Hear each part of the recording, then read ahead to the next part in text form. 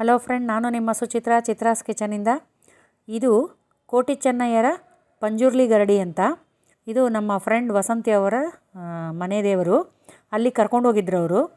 ಇಲ್ಲಿ ನೀವು ಗಮನಿಸಿ, ದೇವ್ರ ಹೆಸರು ಕೂಡ ಮೇಲೆ ಇದೆ. ಇದು ಪಂಜುರ್ಲಿ ದೇವರು. ಮೊದಲು ಕಾಣ್ತಾ ಇರೋದು ಪಂಜುರ್ಲಿ ದೇವರು. ತುಳುನಾಡಿನಲ್ಲಿ ತುಂಬ ಹೆಸರಾದ ಯೋಧರಾಗಿದ್ದು, ಕೋಟಿ ಚೆನ್ನಯ್ಯ ಅನ್ನುವವರು ತುಳುನಾಡಿನ ತುಂಬ ಹೆಸರಾಂತ ಯೋಧರಾಗಿದ್ದು, ಅವರನ್ನು ತುಂಬ ಮಂದಿ ದೈವ ಎಂದು ಆರಾಧಿಸುತ್ತಾರೆ. ಇದು ಹಪ್ಪಿನಕೆರೆ ಹ್ಯಾಗುಳಿ ಅಂತ ದೇವ್ರ ಹೆಸರು, ಆಯಿತಾ. ಇವರ ಕಾಲ ಕ್ರಿಸ್ತಶಕ 1556ರಿಂದ 1591ವರೆಗೂ ಅಂತ ಹೇಳ್ತಾರೆ. ತುಳುನಾಡಿನಲ್ಲಿ ಪ್ರಚಲಿತವಿರುವ ಭೂತಾರಾಧನೆಯಲ್ಲಿ ಕೋಟಿ ಚೆನ್ನಯ್ಯ ಖ್ಯಾತ ಹೆಸರಾಗಿದೆ. ಕೋಟಿ ಮತ್ತು ಚೆನ್ನಯ್ಯ ಎಂಬ ಸೋದರರು ಯೋಧರಾಗಿದ್ದು, ಹೋರಾಡಿ ಮಡಿದ ಕಥೆ ಮುಂದೆ ಅದುವೇ ಭೂತಾರಾಧನೆಯಾಯಿತು ಅಂತ ಇದರಿಂದ ಇತಿಹಾಸದಿಂದ ತಿಳಿದು ಬರ್ತದೆ. ನಾನಿಲ್ಲಿ ಮೇಲೆ ತೋರಿಸ್ತೀನಿ ನೋಡಿ. ಮೂಡೂರ ಹ್ಯಾಗುಳಿ ಅಂತ ದೇವರ ಹೆಸರೆಲ್ಲ ಇದೆ. ಈ ದೇವರ ಮೇಲೆ ಹೆಸರಿದೆ. ಇದು ಏನು ಹೆಸರು ಹೇಳಿದ್ರು, ಇದಕ್ಕೆ ಏನೋ ಹೇಳಿದ್ರು, ನನಗೆ ಮರ್ತೋಯ್ತು.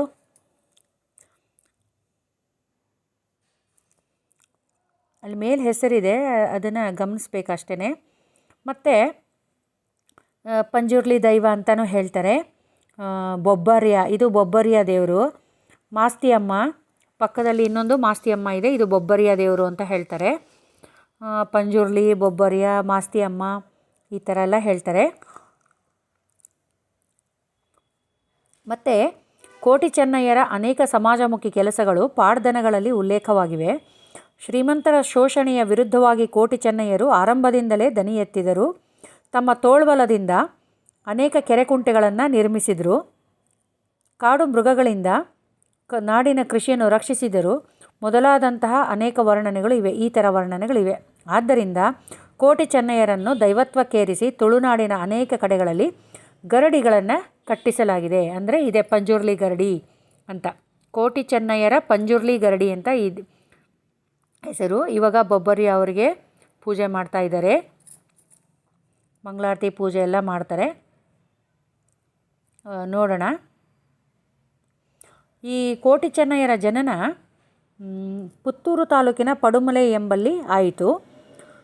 ತುಳುನಾಡಿನ ದಿವ್ಯ ಶಕ್ತಿಗೆ ಸೇರಿದ ದೇಯಿ ಬೈದೇತಿ ಇವಳ ಮೂಲ ಹೆಸರು ಸ್ವರ್ಣಕೇದಗೆ. ಅವರು ಇವರ ತಾಯಿ ಅಂತ ಹೇಳ್ತಾರೆ.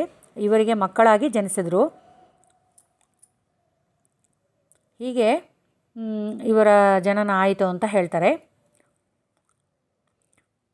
ಇವರ ಬಾಲ್ಯ ಪೆರುಮಾಳು ಬಲ್ಲಾಳನು ಸಾಯಿನ ಬೈದ್ಯನೆಂಬುವವನಿಗೆ ಕೋಟಿ ಚೆನ್ನಯ್ಯರನ್ನು ಸಾಕುವ ಜವಾಬ್ದಾರಿಯನ್ನು ನೀಡಿದನು ಅಂತ ಇತಿಹಾಸದಲ್ಲಿ ಸಿಗುತ್ತೆ.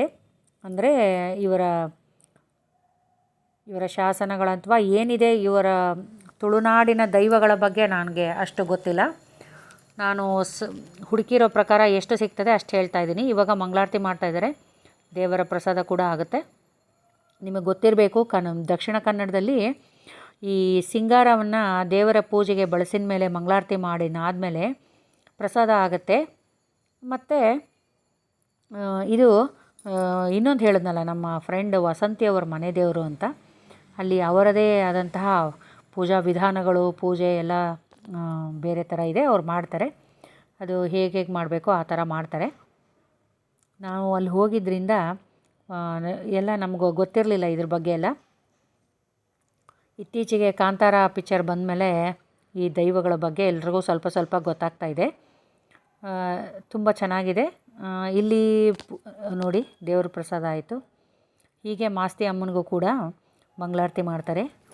ಇವ್ರಿಗೂ ಕೂಡ ಹೀಗೆ ಪ್ರಸಾದ. ಇದು ಮಾಸ್ತಿ ಅಮ್ಮ ಅಂತ ಹೇಳ್ತಾರೆ.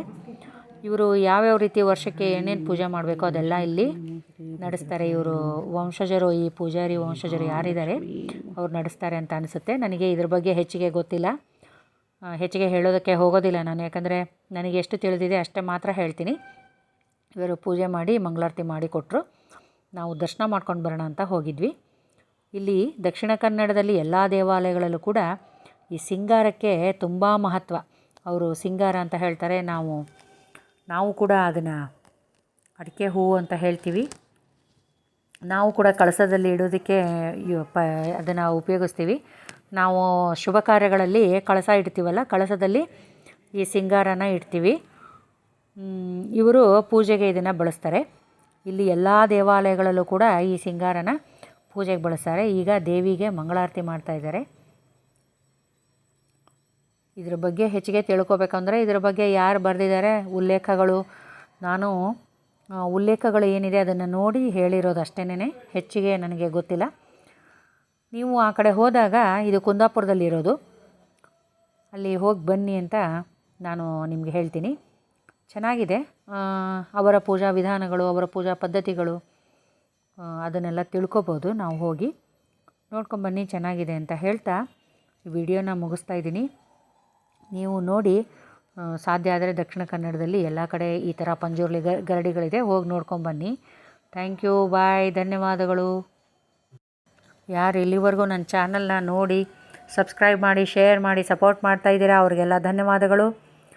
ಯಾರು ಇಲ್ಲಿವರೆಗೂ ಸಬ್ಸ್ಕ್ರೈಬ್ ಮಾಡ್ದಿರಾ ಹಾಗೆ ನೋಡ್ತಾಯಿದ್ದೀರಾ ಅವ್ರಿಗೆಲ್ಲ ನಾನು ರಿಕ್ವೆಸ್ಟ್ ಮಾಡ್ಕೊತೀನಿ, ಸಬ್ಸ್ಕ್ರೈಬ್ ಮಾಡ್ಕೊಂಡು ನೋಡಿ, ಒಂದು ಲೈಕ್ ಕೊಡಿ, ಹಾಗೆ ನಿಮ್ಮ ಫ್ಯಾಮಿಲಿ ಫ್ರೆಂಡ್ಸ್ಗೆಲ್ಲ ಶೇರ್ ಮಾಡ್ಕೊಳ್ಳಿ, ಚಾನಲ್ಗೆ ಸಪೋರ್ಟ್ ಮಾಡಿ ಅಂತ ಹೇಳ್ತಾ, ನಿಮ್ಮ ಸಪೋರ್ಟ್ ಮಾಡಿರೋರಿಗೆಲ್ಲ ಇನ್ನೊಂದು ಸಲ ನನ್ನ ಹೃದಯಪೂರ್ವಕ ಧನ್ಯವಾದಗಳನ್ನು ಹೇಳ್ತಾ ಮತ್ತೆ ಮುಂದಿನ ವೀಡಿಯೋದೊಂದಿಗೆ ಸಿಗ್ತೀನಿ.